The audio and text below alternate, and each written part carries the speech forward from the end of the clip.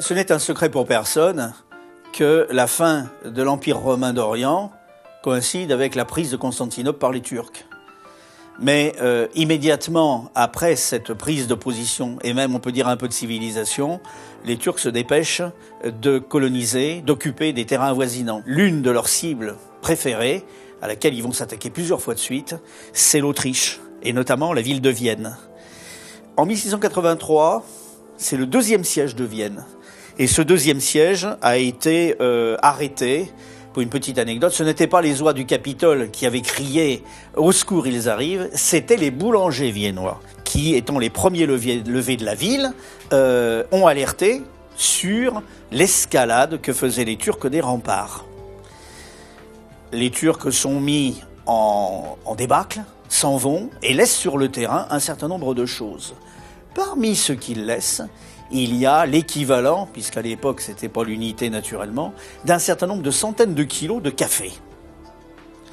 Inutile de vous dire que le café, on sait déjà ce que c'est. On en consomme parce qu'il avait été introduit notamment à Venise quelques dizaines d'années auparavant. Donc c'est une aubaine.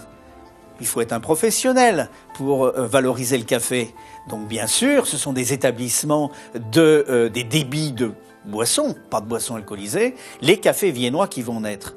Mais là où c'est beau, c'est que les boulangers se sont octroyés par la même occasion un petit privilège sympathique. Ils se sont dit, mais on va faire une petite pâtisserie spéciale qui va rappeler notre rôle dans l'arrêt du siège. Ils ont recopié un certain croissant de lune qui était sur, bien sûr, les bannières des Turcs.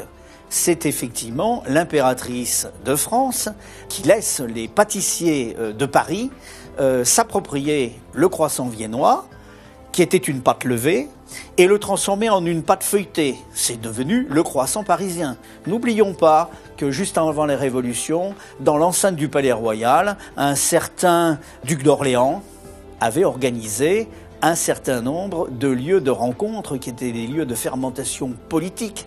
C'était des cafés.